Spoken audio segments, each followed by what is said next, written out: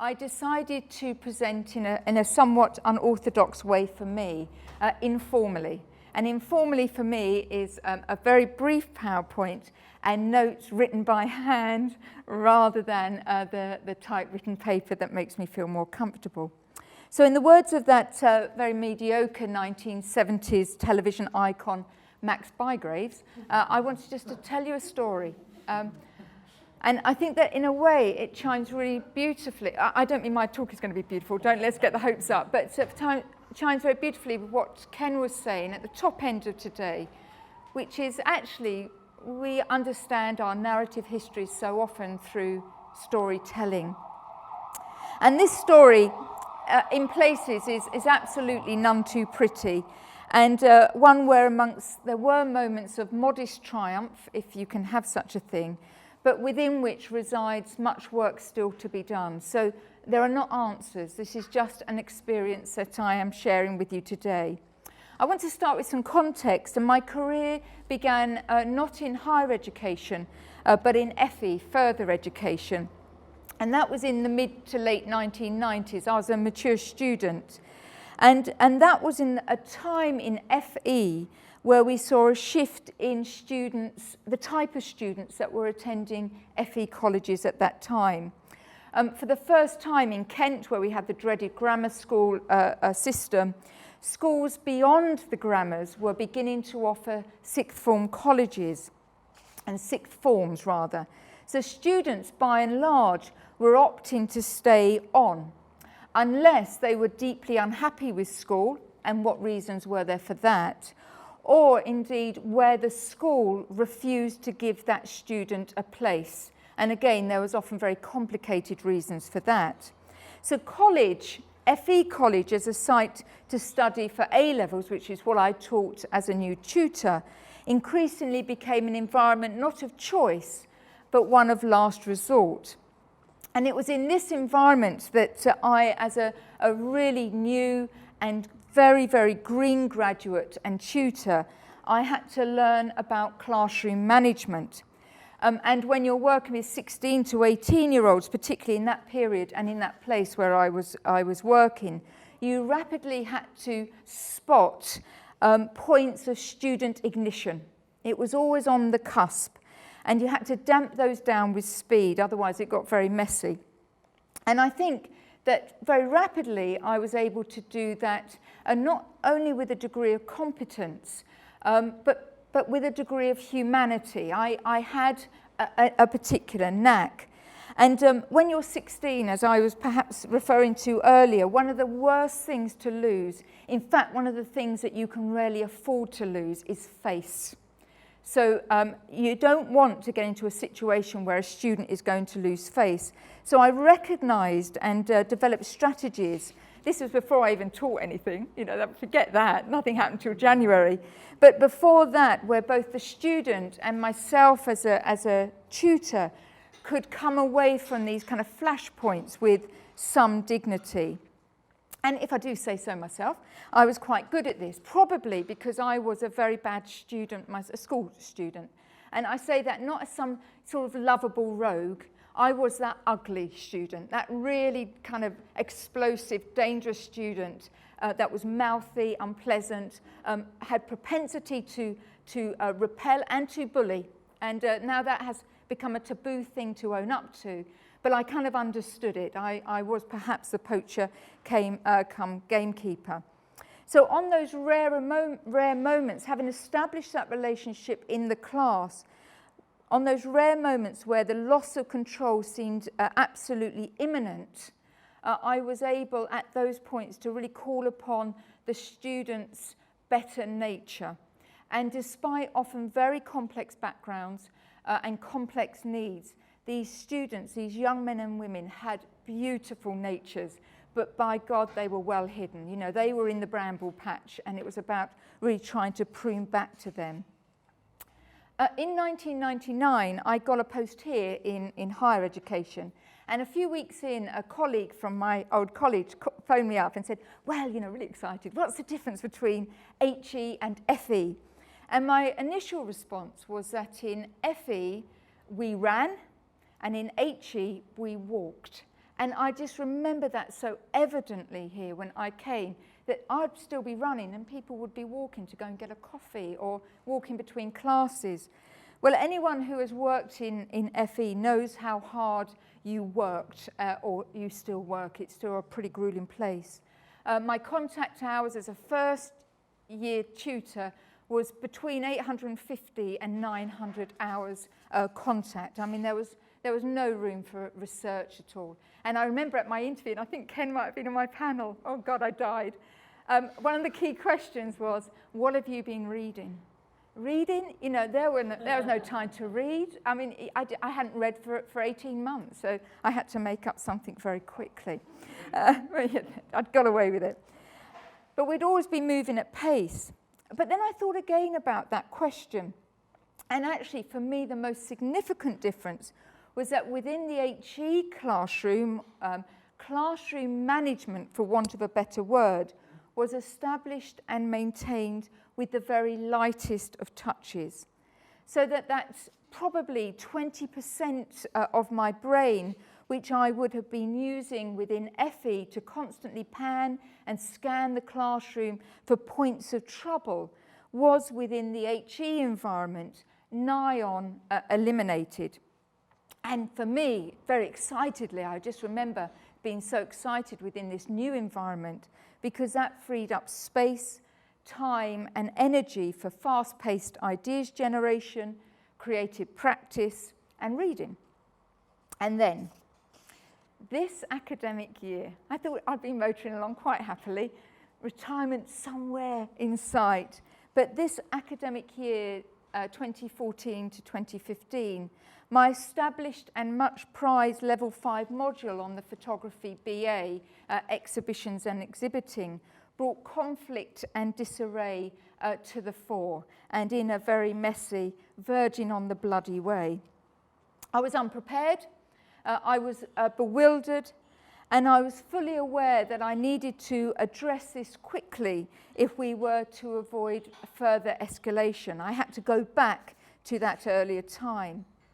Now, this module, exhibiting and exhibitions, always has some initial anxiety, and that comes as part and parcel of the attachment to the module. It necessitates group work for the first time for this cohort of undergraduates, and this group work includes their assessment. So, for the last 5 years, each year, in those very, very early weeks of the module, students need the assessment carefully and repeatedly and clearly explained to them.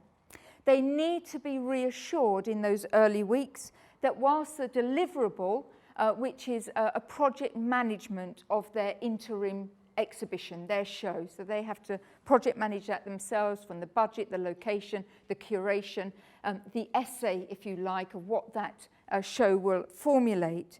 That is a group task. But their individual contribution and role in that task is marked through their own production portfolio or dossier, which they submit at the end, and through tutor observations. So they need to have this sort of reassurance. And so therefore we could, and indeed we do, have a student who contributes perhaps very little and perhaps gains a very low pass or even a fail. But within that same group, with that same group assessment, another student could come away with a very high first, which in fact, year on year, that they do. So they need to have an understanding of how that works, because that's the first time they're encountering that. Again, in the early weeks of the module, we show them lots and lots of prior submissions. So, you know, it is a difficult thing to explain what a good portfolio, a good contribution might look like. So we show them this and they do a marking exercise with them. So they see prior student submissions. And every year by early November, all of that anxiety appears to damp down. But this year, the conflict, the anxiety was not really over assessment. Occasionally they'll talk about it, but I sense that it wasn't about the assessment, but rather about a clash of personalities and an inability, albeit that we had some lovely characters within that group, but an inability for those within that group to collaborate professionally, to be able to come together and see this project through. It was not wholly down to one individual, but rather a complex array of characters. Van Brunt identifies how project management teams or committees can become dysfunctional. And he refers to character types, and I don't think it's wholly unproblematic, but he refers to certain character types very illustratively as the unmagnificent seven.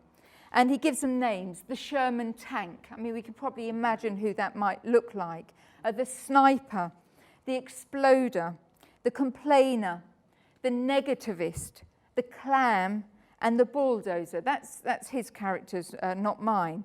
But I was reminded of this, particularly of the exploder, and how just one individual coming into a group assignment, a project management assignment, emotionally armoured up. Here goes my drawing number one. I feel very shy now. And here she is. But emotionally armoured up in this way, looking to lob in the odd verbal, or I think, as Mark was saying, just as potent, those non-verbal grenades could create untold havoc. So within a room much smaller than this, we would be project managing. I would act as facilitator. My role was apparently to make things easier. It wasn't easy at that point. And all it would take, and I can imagine just how I would feel right now if I saw Eddie just look at Mark and roll his eyes, you know, and just kind of cock his head. Well, that was happening on the minute. And then we were having these sort of verbal grenades coming in as well. And even when challenged, the damage is done. You know, the damage has been done. The bomb's gone off. And the tone of collaboration in project management has become fractured. So this module, this prized module, went from a class that year on year I'd looked forward to one which I dreaded. And I thought, well, if I dread it, God knows what the students feel. So I returned to dusty classroom management texts like the reliable Jeff Petty, who talks about classroom management. But actually, it kind of didn't offer me very much at that particular time. So I devised my own bespoke, actually a little bit flawed, strategy, which, whilst not offering a quick fix, what I think has provided are longer-term benefits. Because I knew this is an interim show, and this group were going to be together in this coming academic year. It wasn't as if they were going to graduate and we could just all move on to different lives. They were going to be together for a further year. So it wasn't about just trying to do a quick fix here. So I called upon what I refer to as the SAS, and it's this: stillness, attention, and silence. Now, this might appear a bit hippie chic, but anyone that knows me, and there's a number of people who know me well here or have seen me teach, know that there is nothing hippie, and there is certainly no hippie chick like about me. You know, it's just far removed from the pragmatist in the way that I work. But I do very much value silence and stillness as a way for me to prepare for each day. So I just take some time out, 10 minutes at the start of the day ahead.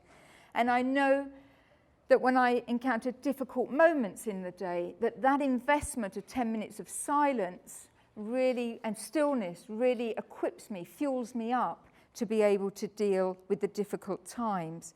And to paraphrase Pico Iyer, the travel writer, in a world of rush, stillness has currency. In a culture of constant distraction, attention is a gift given. And in an environment of noise, silence is still potent and prized. And it was really working with this notion of stillness, attention, and silence that I thought, well, maybe we can begin to reform a dynamic within this space and with us as gathering as a group of individuals.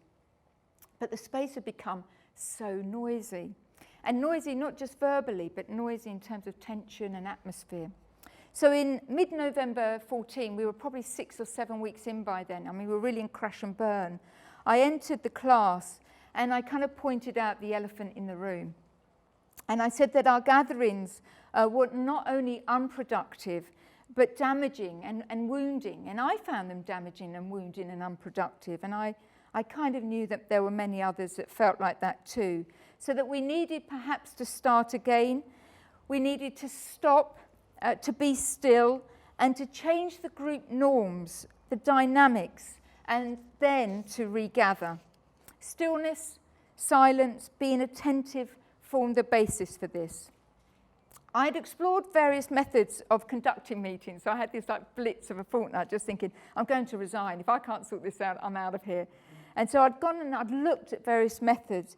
And in the end, I drew upon the Quaker method, not of their prayer meetings, and many of you might be familiar with that, but their process of business meetings, how they deal with the business, so the budgets, the decisions that they're going to be making throughout the year. And of course, the Quakers do have that added benefit that probably everybody in the business meeting believes and has a sense that they might not call it God, but a spirit will be amongst them and be guiding them. And I certainly couldn't take that for granted as we moved into this model. And I didn't actually tell the students that I'd gleaned it from the Quakers because I thought they might find that off-putting at the time. But these are the kind of key facets of a Quaker business meeting. It starts in silence.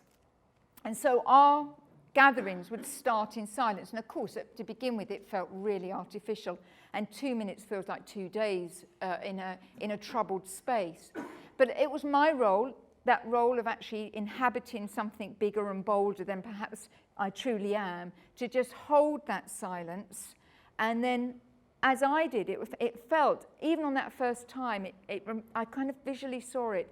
It was like a jam jar full of sand that somebody had really shaken up. And to begin with, it was all cloudy and agitated. But over those seconds, the sediment dropped to the bottom. And then there was a weight. There was a heaviness. There was a presence of silence that we held together as a group of 16 students and myself. So it'd start in silence.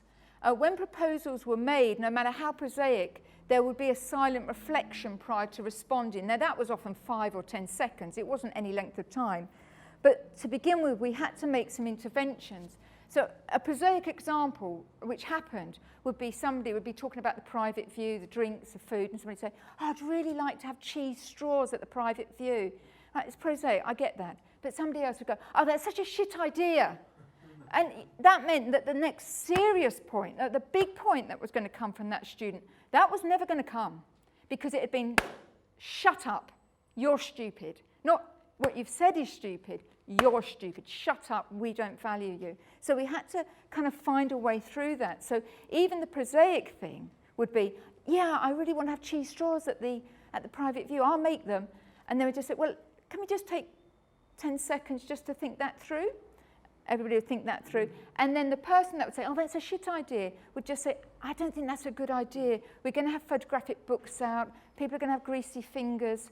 Can we think about something else? And suddenly it's not offensive. We still say, no, we don't want to go with that.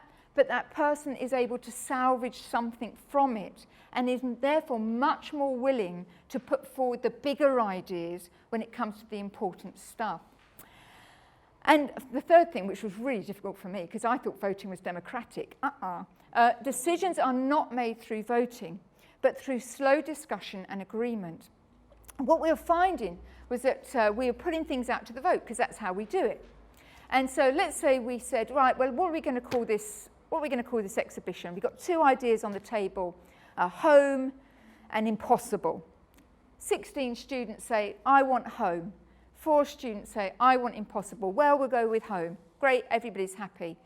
Those 4 people felt really disaffected, and they started blocking strategies. So even if a good idea was put forward, they were a bit narked, and they would then try and block the good ideas that were coming forward. Or they just sat back and just thought, right, well, I never get what I want, I'm going to sit back. So we made use of what the Quakers do, and that's getting a real discussion going, where there's moments of silence, there's moments of talking, there's moments of silence. And then as a facilitator, normally a student would be the facilitator, but we never got to that point with this group. But I would then just say, okay, I just need a minute just to kind of gather all that, and then I'm going to offer something out which I think is in the spirit of what we're saying here, and see whether we can agree to that. And so it was like, well, we're going to go with more white wine and lager. Is anybody here, can everybody live with that? Is anybody here feeling really disaffected by that? And then we'd build up to the big issues. But then everybody knew that there was a moment of pause where they could put their point of view forward. So it was about really slowing everything down and having points where we could reflect rather than react, respond rather than react rather. So it became far less knee-jerk. So what were the results? Well, we got an exhibition delivered, and it was a good exhibition. It was on time and on budget. It was a good show. It was held in Margate at a really busy time, and the students, I thought, did really well in terms of that. But we also developed ways of contributing, and ways of contributing more than criticising. That wasn't to say that there wasn't criticism, there was. But when we were really in conflict in November, we had this mantra, and I agree we should always challenge those, shouldn't we, that we're going to contribute more than we criticise. I mean, oh God, it was just not the way that I normally teach, but we're going to contribute more than we criticise today. That doesn't mean that we don't criticise, but when we do it in a considered way. And to begin with, I would be saying that probably every 10 minutes when these grenades were still being lobbed in. By the end, people were able to criticise and actually take that criticism because it didn't feel personal any longer. So we developed ways of not only contributing more than we criticised, but when we criticised, being able to do so that was not personally wounded. But it reminded me about the notion of explosive individuals who arrive in this armoured up way. And more often than not, that's because they have their own fearfulness and they're fearful to reveal their true selves. Now, that isn't to say that you take that student and say, oh, poor you. It must be dreadful being you. You must have had a terrible time. You've got to tackle that. It's unacceptable. It's utterly unacceptable. It's inhumane, often, what they are doing. And there might well be a good route to it. But I think it is about really beginning to challenge that in a forum where they can truly reveal themselves. And what we saw, particularly with our explosive members in the groups, was that actually within them, the covert reality is somebody who is indeed very vulnerable, so fearful of showing that vulnerability that they do this process of armouring up. But once you've shown that covert reality, you can make real positive change, not just to the individual, but to the group, the mini society, the mini group that we are as a learning group, and positive change and learning can take place. Stillness, attention, silence provided, in this instance, that space where even the most explosive of individuals could be calm, and through this begin to reveal themselves and, of course, do what we need to do, which is deliver the project. And that's it. Thank you very much. Thank you.